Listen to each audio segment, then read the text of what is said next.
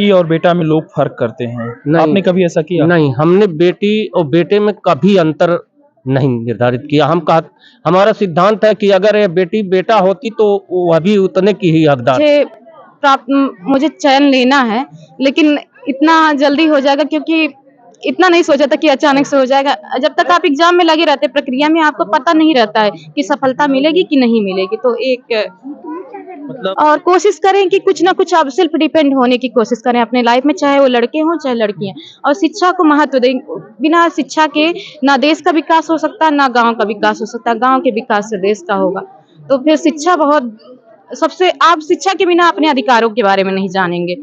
नमस्कार, आज मैं मौजूद हूँ जनपद संत कबीरनगर के महुली कस्बे में और आपको बता दें कि यहाँ पर एक बेटी कमाल कर गई। अभी आपको बता दें कि यूपीपीसीएस का रिजल्ट निकला है और रिजल्ट में भी ये बेटी इसके पहले भी नौकरी कर रही थी, लेकिन वो हार नहीं मानी, लगातार प्रयास कर रही है। और उनके पिताजी हैं, उनके घर के लोग हैं, जिम्मेदार लोग हैं और ऐसे हितैषी लोग हैं जो बेटियों की सफलता से लगातार खुश हैं। हम जानने की कोशिश करते हैं कि आखिर क्या कुछ मामला है। सबसे पहले मैम, आपको टुडे टीवी न्यूज में आपका स्वागत है। मैम, क्या कहना चाहेंगी इस पूरे संघर्ष को लेके अपने? कहने के लिए अभी शब्द नहीं है संघर्ष के लिए। बस सबका स्नेह सम्मान प्यार देख के बहुत अभी मुझे खुशी हो रही है कि अब रिजल्ट आया था तो थोड़ा सा उदास थी क्योंकि मैं एसडीएम पद चाहती थी। तो अभी लेकिन लोगों का सम्मान देख के लग रहा है कि हाँ कोई नहीं, डीएसपी भी आगे देखा जाएगा, प्रयास किया जाएगा। इसके पहले भी आप सरकारी जॉब में थी और फिर उससे ऊंचे पद पे हो गई, फिर आगे क्या? प्रयास जारी है। पद प्राप्त करने में कोई पद प्राप्त करना अलग बात है, लेकिन लोगों को देख के मेरा पहला प्रयास था कि मैं ऐसा कुछ करूं जीवन में कि लोगों को परेशान ना होना पड़े। जैसे नागरिकों को अपनी योजनाओं के बारे में पता नहीं रहता है, उनको कोई भी सहायता होती है। जैसे मैं पुलिस सेवा में डीएसपी के पद पे चयन हुआ है, तो मेरा प्रयास रहेगा कि कर्तव्य अब मेरा शुरू हुआ है और चुनौती अब स्टार्ट हुई है, क्योंकि अब मैं सही दायित्व को अपने निर्वहन कर सकूं, वही सबसे बड़ी जिम्मेदारी है। अभी तो सफलता का प्राप्त करना, अभी तो मैंने सिर्फ एक पद प्राप्त किया है, सफलता प्राप्त करनी बाकी। जहां एक तरफ लड़कियों को लोग बाहर भेजने से कतराते हैं, उच्च शिक्षा देने से लोग पीछे हटते हैं, तो ऐसे गार्जियन के लिए आप क्या संदेश देना चाहेंगी?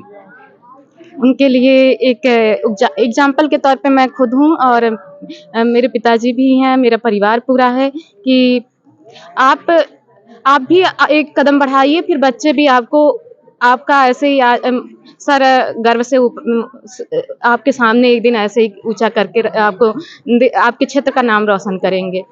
तो अभी जिस परीक्षा को आप पास की हैं उसमें कुल कितने पद थे? इसमें सर 254 पद कुल थे और 151 पद इंटरव्यू के पोस्ट थे। वैसे नॉन इंटरव्यू पोस्ट 104 थी। टोटल फॉर्म कितने पड़े थे? फॉर्म पड़े थे लगभग 5 लाख से एबव। 3,84,000 लोग शायद एग्जाम दिए थे और ये परीक्षा 3 स्टेप में होती है, प्रीलिम्स, मेंस और इंटरव्यू। तो प्रीलिम्स स्टेप में 3,84,000 लोग एग्जाम दिए थे।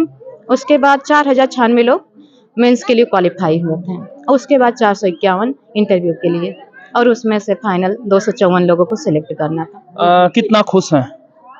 अभी सर अभी तो समझ नहीं आ रहा है कि क्या हुआ है, क्योंकि उम्मीद तो थी मेरी कि मुझे चयन लेना है, लेकिन इतना जल्दी हो जाएगा क्योंकि इतना नहीं सोचा था कि अचानक से हो जाएगा। जब तक आप एग्जाम में लगे रहते प्रक्रिया में आपको पता नहीं रहता है कि सफलता मिलेगी कि नहीं मिलेगी। तो मतलब एक तरीके से गेम है लाइफ। हाँ, चैलेंज है, लेकिन ये है कि प्रयास करेंगे तो कहीं ना कहीं आप कर्म करेंगे तो फल कभी ना कभी प्राप्त होगा। आपकी जरूरी नहीं है कि अगर सफलता नहीं मिलती है तो बेकार है, हो सकता है उसका किसी और क्षेत्र में भी यूज किया जा सकता है। जैसे हमने ग्रेजुएशन किया, एलएलबी किया, तो मैं अगर नहीं भी सफल होती तो भी क्षेत्र के विकास में लोगों के सहायता का जो मेरा एक वो था वो मैं करने की पूरी कोशिश करती और अपने भी लिए मैं एक कोई ना कोई फील्ड चूज कर लेती। जो आपकी छोटी बहन है, जो आपसे छोटे लोग हैं, जो अभी तैयारी कर रहे हैं, उनको क्या संदेश देना चाहेंगे?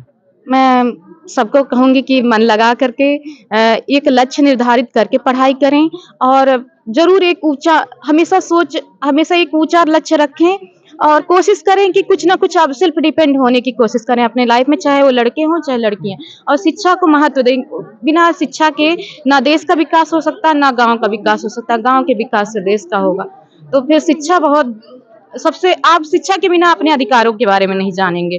सबसे बड़ी चुनौती यही है कि आप अपने अधिकार, अब यहाँ पे आज सभी लोगों को ये पता होगा, मतलब इसके बाद उनके लिए सामने एग्जाम्पल के तौर पे है कि हाँ, हम कर सकते हैं, फिर हमारे बच्चे भी कर सकते हैं।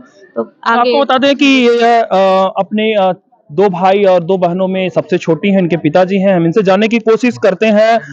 सर, ये कैसा लगा आज ये सफलता देख के और लोगों का हुजूम देख के कि जो आपको और आपके बेटियों को लगातार लोग बधाइयां दे रहे हैं? पूरा जीवन धन्य हुआ। बड़े बुजुर्गों का आशीर्वाद रहा।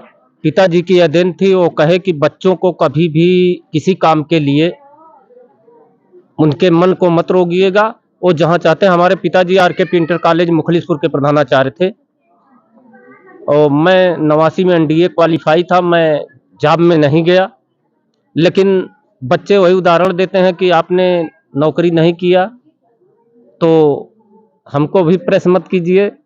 बड़ी वाली बिटिया छोटी नौकरी के लिए हर घड़ी यह कहती थी कि हम वो नहीं करेंगे, हमको बड़े पद ही चाहिए, हम किसी के अंडर नौकरी नहीं करेंगे। कैसा लगा आज? बहुत बहुत खुशी हुई। माँ बाप के कर्मों का फल, और धन्य हो गए हमारे बुजुर्ग इस कार्यक्रम को या इतने हुजूम को देख के। पूरा माहौली में उपस्थित था लगभग। वहाँ रोड पे चलने की जगह नहीं थी। बेटी और बेटा में लोग फर्क करते हैं। आपने कभी ऐसा किया? नहीं, हमने बेटी और बेटे में कभी अंतर नहीं निर्धारित किया। हमारा सिद्धांत है कि अगर ये बेटी बेटा होती तो वह भी उतने की ही हकदार थी। और हमारे परिवार में बेटी और बेटों को बराबर का हमेशा से एक अधिकार मिला है, इसीलिए लगभग सभी बेटियां हम 4 बहनें हैं परिवार में, पूरे परिवार को मिला करके, और सभी कुछ ना कुछ कर रही हैं अपने क्षेत्र में। 2 MBBS कर रही हैं और आपके एक भाई भी MBBS कर चुके हैं? नहीं, डी फार्मा बी फार्मा दोनों है। इनके चाचा जी हैं, हम इनसे भी जानते हैं। कैसा लगा आज बेटी की सफलता? बहुत खुशी हुई और क्षेत्र सब लोग चाहते हैं कि ऐसा स्नेह रहे और लोग अपने बच्चों को पढ़ावें, जिससे गांव देहात और क्षेत्र का नाम रोशन हो।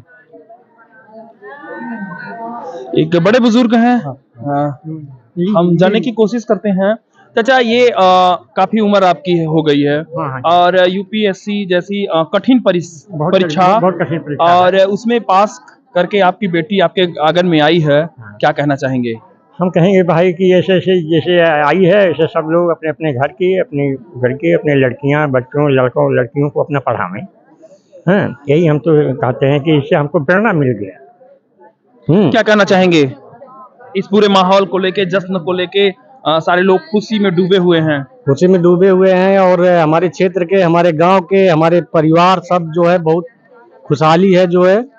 और सब लोग यही प्रेरणा मिलता है कि अपने अपने बच्चों को, भले से वो कर्ज में हो, लेकिन बच्चों को शिक्षा के बारे में बहुत ध्यान देने की जरूरत है जो है, चाहे छोटा हो चाहे बड़ा हो, बहुत ध्यान देना जरूरी है।